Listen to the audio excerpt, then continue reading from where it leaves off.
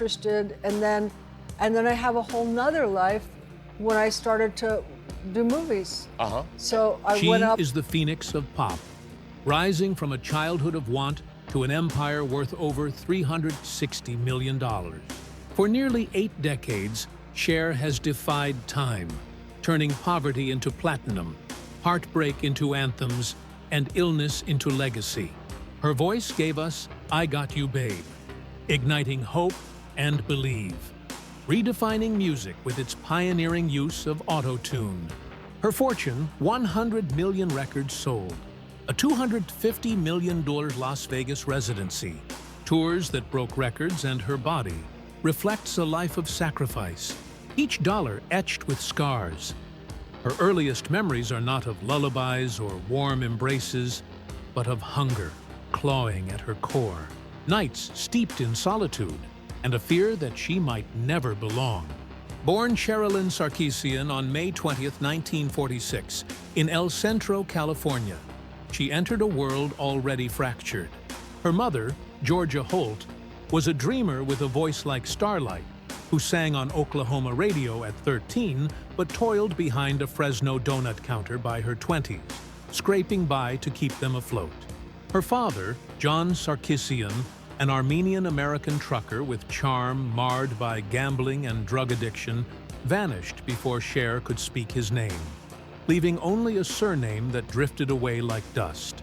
Their 1945 marriage dissolved in 1947, and with it, any hope of stability. Georgia, only 19 when Cher was born, became a carousel of husbands, 7 in all, including John Southall, Joe LaPierre, and Gilbert Hartman. Some revisited, each promising permanence that crumbled into ash. Cher, alongside her half-sister, Jorgen LaPierre, born in 1951 to Georgia's third husband, bore witness to this restless search. Their childhood, a patchwork of borrowed homes and fleeting fathers. At 2.5, in a moment no child should endure, Georgia, drowning in despair and unable to afford childcare while pursuing acting in Los Angeles, placed Cher in the St. Vincent de Paul Catholic Orphanage in 1948. It was not cruelty, but necessity. A mother's heart breaking under the weight of survival. The image haunts, a toddler with wide, searching eyes, clutching at Nun's hands as her mother walked away, promising to return. Cher's life unfolded like a film steeped in shadows. Her grandparents' modest Arkansas home, rented rooms heavy with must, shelters where nothing was hers. She recalls nights huddled under threadbare blankets, winter's chill seeping through cracked walls, and the shame of wearing clothes so worn they invited stares at Bell Gardens Elementary. At 9, she tied rubber bands around her ruined shoes, a fragile defiance to face another day. Her life swung between extremes, weeks of canned beans in dusty motels, followed by fleeting glimpses of Beverly Hills, where Georgia chased dreams with husbands like Joe LaPierre, who adopted Cher in 1956, giving her the surname LaPierre. These shifts didn't dazzle, they wounded, carving confusion into her identity. She was not just poor, she was invisible. Dyslexia and an undiagnosed learning disorder branded her as lazy at schools like Montclair Prep. Teachers mistook her silence for defiance, and report cards became indictments, deepening her sense of being an outsider. Yet, within her, burned a vision. At 5, she staged her first performance in her school's auditorium, singing Buttons and Bows for classmates, her voice a flicker of defiance against invisibility. By 11, she was sneaking into Hollywood's Palomino Club, mesmerized by rockabilly acts, dreaming of stages where she could shed the weight of being unwanted. At 16, that fire consumed her shame. She dropped out of Fresno High School in 1962, packed a suitcase with little more than dreams, and boarded a bus to Los Angeles, a city glittering with promise and betrayal. There, at Aldo's coffee shop, she met Salvatore Sonny Bono, a 27-year-old songwriter and assistant to Phil Spector. Not yet a lover, but a lifeline, He offered a couch when she had nowhere else to turn. What began as necessity became partnership, then love. In 1964, as Caesar and Cleo, they recorded singles like The Letter, which fizzled.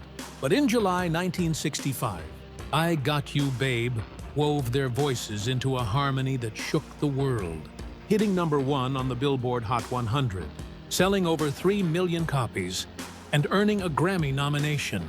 It pulled Cher from the abyss, her voice raw, deep, unmistakable, carving her name into the world's consciousness. Follow-up hits like Baby Don't Go and The Beat Goes On solidified their fame. But by 1968, their folk pop sound felt outdated in an era of psychedelia. Their films Good Times, 1967, and Chastity, 1969, flopped, grossing under $1 million each, and IRS debts loomed. To survive, they turned to Las Vegas, performing at the Sahara and Flamingo hotels, where sequins gleamed under neon haze. Night after night, Cher sang not for glory, but to keep the lights on, her voice carrying the ache of a child left behind, the fear of shoes falling apart, the hunger for a place to call her own. As the 1960s waned, their star dimmed, and the charts grew silent. At 22, Cher and Sonny faced a brutal truth. Their dream was slipping away. By 1969, their bank account held $180. IRS liens threatened their home, and their sound was eclipsed by Jimi Hendrix and Janis Joplin. In a desperate bid for survival, they became a Vegas act at venues like the Frontier, trading chart-topping hits for nightclub banter. Under smoky lights and the scent of spilled cocktails, they rebuilt. Cher's wit, dry, sharp, self-deprecating, sliced through the haze. Sonny played the straight man, and their chemistry became their currency. From that desperation came rebirth. In February 1971, the Sonny and Cher Comedy Hour debuted on CBS, beaming into 30 million homes weekly, peaking at #7 in the Nielsen ratings. For audiences, it was a glittering revival. For Cher, at 25, it was proof that survival could masquerade as triumph. Her Bob Mackie gowns, feathered, beaded, audacious, became icons, earning Mackie an Emmy in 1972. The show's success spawned hits like All I Ever Need Is You, 1971, peaking at #7 on the Billboard Hot 100, and A Cowboy's Work Is Never Done, reaching #8. Yet, behind the laughter, their marriage frayed. At Owlwood, a 10-acre Holmby Hills estate once owned by Marilyn Monroe, they smiled for cameras while silence poisoned their home. Sonny controlled their finances and career, leaving Cher with little agency. By February 1974, their union, personal and professional, shattered. Cher filed for divorce, citing involuntary servitude, a raw admission of Sonny's dominance. At 29, she walked away nearly penniless, her trust in Sonny having siphoned her earnings into his accounts. The industry whispered she'd fade without him, a second banana who couldn't shine alone. Instead, she launched The Cher Show on CBS in February 1975, drawing 20 million viewers, its sequins and laughter proving she was no one's shadow. Her solo albums, Stars, 1975, I'd Rather Believe in You, 1976, Cherished, 1977, faltered, peaking outside the Billboard 200's top 40. But she pressed on, her voice a lifeline through the storm. Then came Greg Allman, the Allman Brothers Band frontman, a Southern rock legend whose heroin addiction clashed with her drive. Their June 30th, 1975, marriage, 3 days after her divorce from Sonny, was a reckless leap, collapsing in 9 days. They reconciled, driven by passion, and on July 10, 1976, their son, Elijah Blue Allman, was born. But even a child couldn't hold them. By February 1978, their bond dissolved, leaving Cher, at 32, to face 2 divorces, a crumbling career, and near bankruptcy. Her accounts drained by legal battles and Sonny's mismanagement. Yet, she did not break. She signed with Casablanca Records, gambling on disco with Take Me Home, 1979, a gold record that sold 500,000 copies. Its title track hitting number 8 on the Billboard Hot 100. When Prisoner flopped, she pivoted again, forming Black Rose with guitarist Les Dudek in 1980, trading sequins for sweat-soaked clubs, chasing authenticity over applause. The album peaked at number 165, ignored by radio, and the band dissolved. Another dream slipping through her hands. At 36, written off as a relic, she chose the most terrifying road, starting over. In 1982, she moved to New York, performing in the off-Broadway play Come Back to the Five and Dime, Jimmy Dean. Director Robert Altman cast her in the 1983 film Silkwood as Dolly Pellicker, a lesbian factory worker, a role devoid of glamour but rich in truth. The film grossed $35.6 million, and her raw performance earned a Golden Globe and an Oscar nomination. Roles in Mask, 1985, grossing $48 million, and The Witches of Eastwick, grossing $63. $3 million brought six-figure paychecks and respect. Then, in Moonstruck, 1987, she became Loretta Castorini, a Brooklyn widow whose luminous vulnerability won her an Oscar at 41. The film grossed $91 million worldwide, cementing her as a bankable star. That golden statue was not just a trophy. It was vengeance against every critic who'd buried her, every betrayal that left her penniless, every stage she'd sung through to survive. The 1988 Oscar was no endpoint. Heart of Stone sold 4 million copies. Its anthem, If I Could Turn Back Time, hitting number 3 on the Billboard Hot 100. Its leather-clad video, banned by MTV before becoming iconic.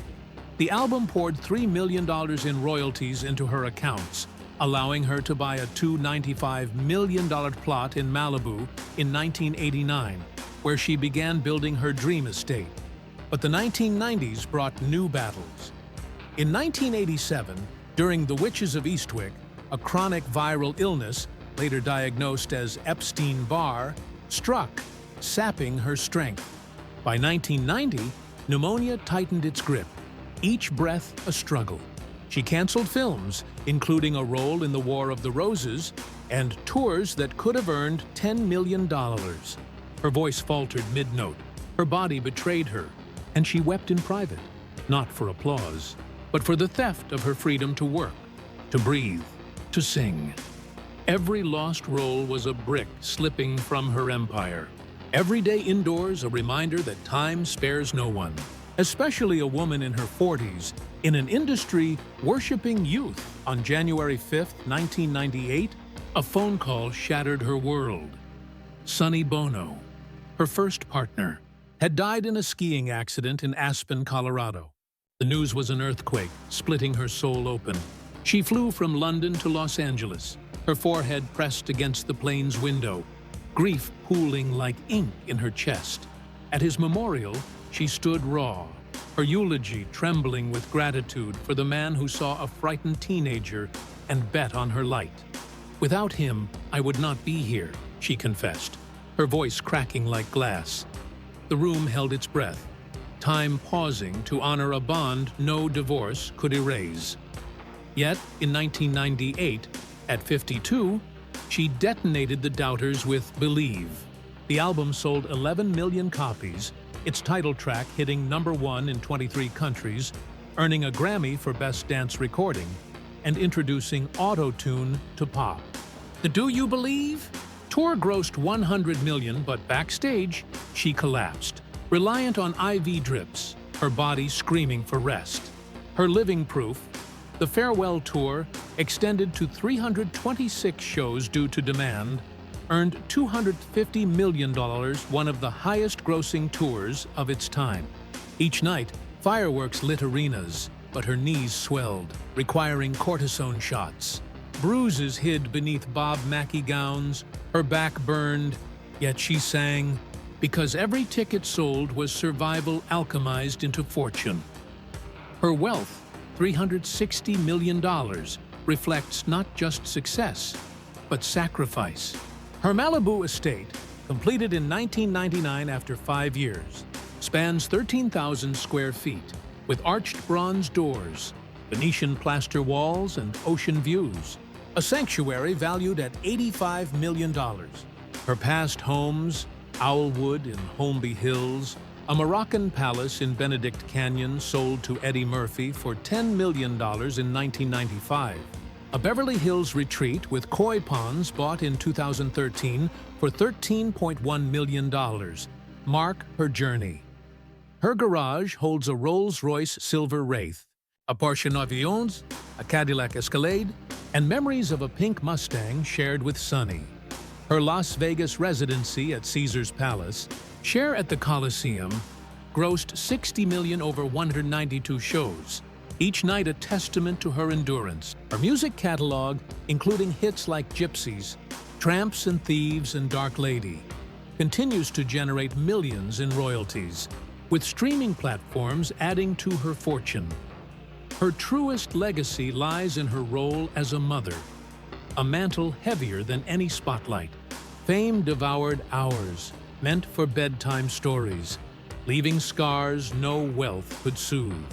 Her son, Elijah Blue Allman, born July 10, 1976, carries scars of distance, sent to Crossroads boarding school at 7 while Cher toured. "It's hard to feel you're not being shunned," he said in a 2014 interview, his words cutting like glass. Yet, he calls their bond a work in progress, laced with love. His music career with Dead Z a nod to her fire. In 2013, he and his wife, Mary Angela King, lived briefly in Cher's Malibu estate, laughter filling its halls until a private dispute forced silence. Chaz Bono, born Chastity's son Bono on March 4, 1969, faced flashbulbs from birth. His transition, announced in 2008, was an earthquake for Cher. "I didn't go through it that easily," she admitted in 2010, grieving the daughter she thought she'd lost. Yet, she listened, grew, and became a fierce advocate, speaking at GLAAD events and producing Becoming Chaz. "Chaz is so happy now," she said in 2013, their bond stronger for it. Cher's influence extends beyond music and film. Her fearless fashion, Bob Mackie's daring designs, the iconic headdresses, set trends, making her a style icon. Her 1989 If I Could Turn Back Time video, with its bold leather outfit, sparked cultural debates, but cemented her as a symbol of unapologetic self-expression.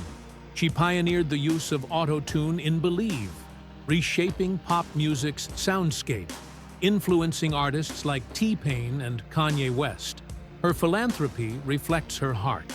Through the Cher Charitable Foundation, she supports children's hospitals, including St. Jude's and veterans' causes.